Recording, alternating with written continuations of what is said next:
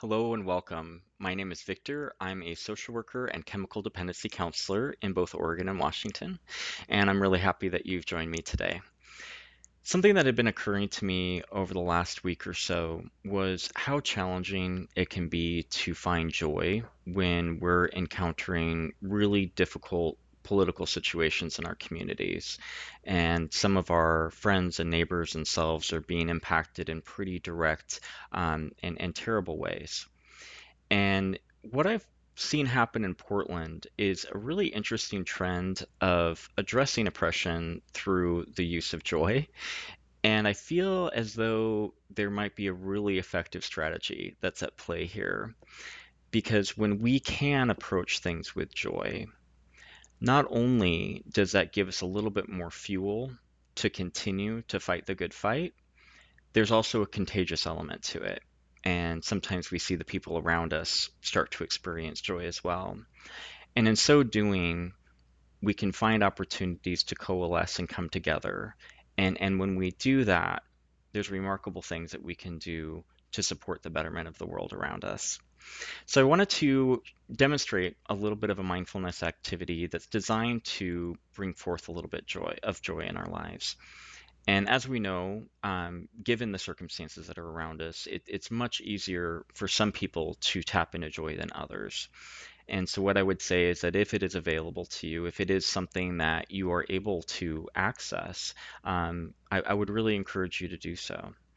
And so, I'll start with a little bit of a story. And so, this was maybe 2 or 3 years ago. I was driving back to Portland from a smaller community up in Washington, and I hit horrible traffic, the worst kind of traffic. And I think we all experience this on some level where you resign to putting the car in park. And so I put the car in park and I was just sitting there frustrated and thinking about all the things that I was missing because I was stuck in traffic, all the things I had to do. And I started to notice some things happening in my body. And some of those included just feeling really tight in my shoulders and then also really tense in my neck. And then I also noted some changes in my facial expressions and the muscles in my face started to also tensen up. And so, one of the ways that we can describe what was happening for me in that moment was my brain releasing cortisol, which is a really, really helpful neurotransmitter that our brain releases when we are encountering a stressful circumstance that requires us to rise to the occasion. And so, it gives us fuel, it gives us energy to address a threat in our environment. And while that's really helpful most of the time, or a lot of the time, sometimes we can have that cortisol release in circumstances that we really don't have much control over. And so we're then just kind of sitting with that neurotransmitter high up in our bodies and minds and not able to really do much with it. And so I was sitting there with that high level of cortisol, and I look over, and in the lane next to me is a trailer that has a camel sticking out of the back of it, and not a fake camel, a real camel. And this camel looked like it was having the time of its life. And so all of these stressed people around it, and in the midst of that, he was just checking out all of the cars and he was like looking at all the people. A couple people started to notice and kind of hung out and waved to the camel, and he gave a little bit of an acknowledgement, a little head bob. And what was interesting when I saw that camel is a slight activation happened in the muscles around my mouth, and it looked a little bit like this.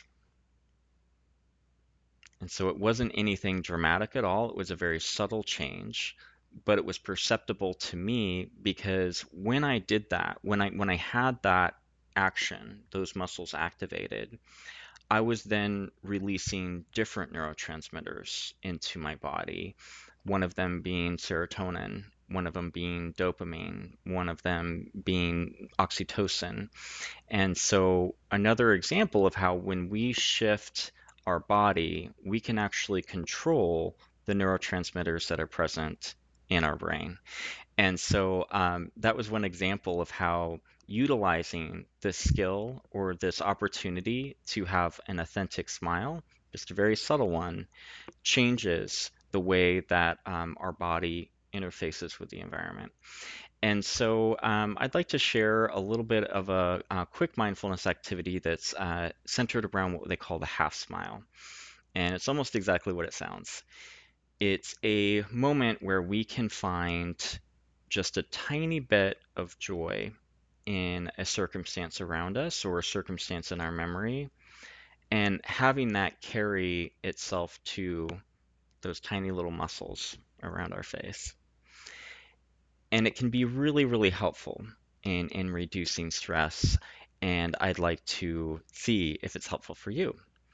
One of the things I always recommend is if you have a pen and paper handy to go ahead and write down on a scale of 0 to 5, where's your stress at? 0 is state of absolute calm. Nothing's going to harm you. And 5 is I'm the most stressed I've ever been in my life. This is really, really tough. Where do you fall on that scale right here, right now? And I'll do it with you.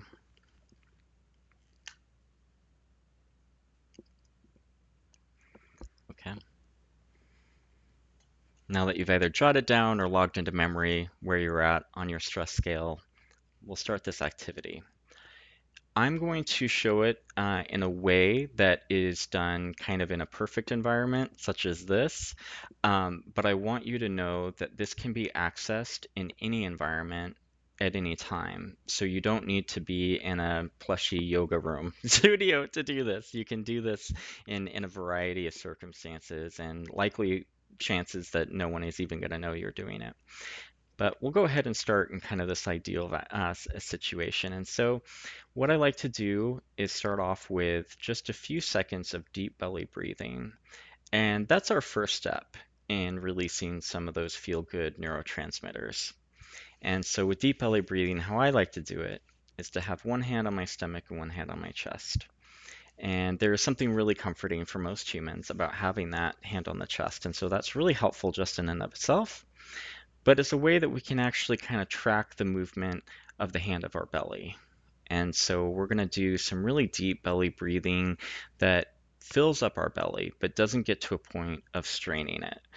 So we'll just take a few seconds to do some deep belly breathing.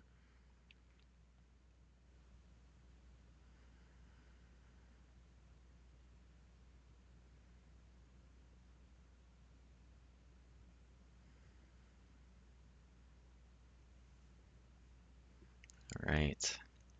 So next we'll kind of dive into our activity. And if you would like, you can close your eyes. And if that's not accessible to you or doesn't feel safe for you, you can go ahead and keep them open, which works almost as well. And just maybe find something 2 or 3 feet in front of you that you can just rest your eyes on. So rather than glare, just pretend that your eyes are relaxing onto that object.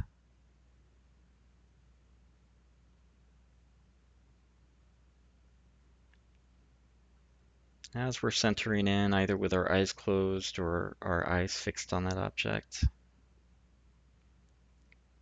I'd like us to think about a time in recent memory where things clicked. So a situation where things seem to kind of fall into place in the right kind of way.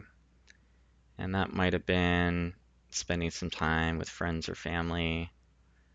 That might have been going to the park with your dog, playing with your cat, sitting at home with your reptile, whatever lovely creature you have in your home.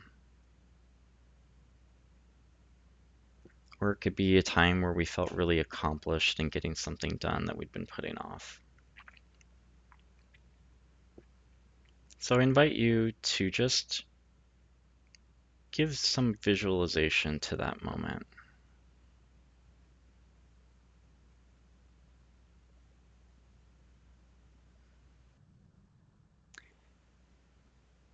As I'm finding myself in my moment, I am starting to feel that subtle activation of the muscles around my mouth. And you might be too.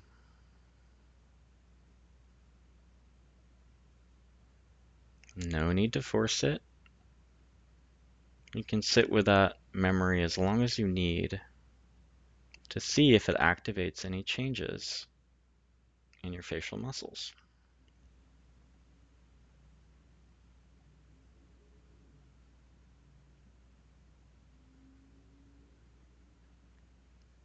And for me, right here, right now, I'm finding that when those muscles activate, other muscles deactivate. So my shoulders feel a little bit less activated. My neck a little bit looser.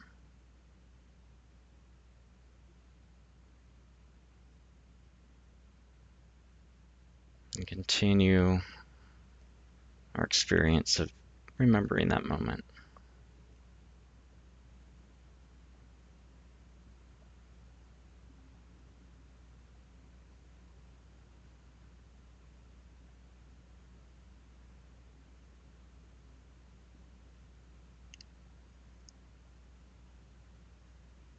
Hopefully by now you've felt a little bit of change in those muscles in your face.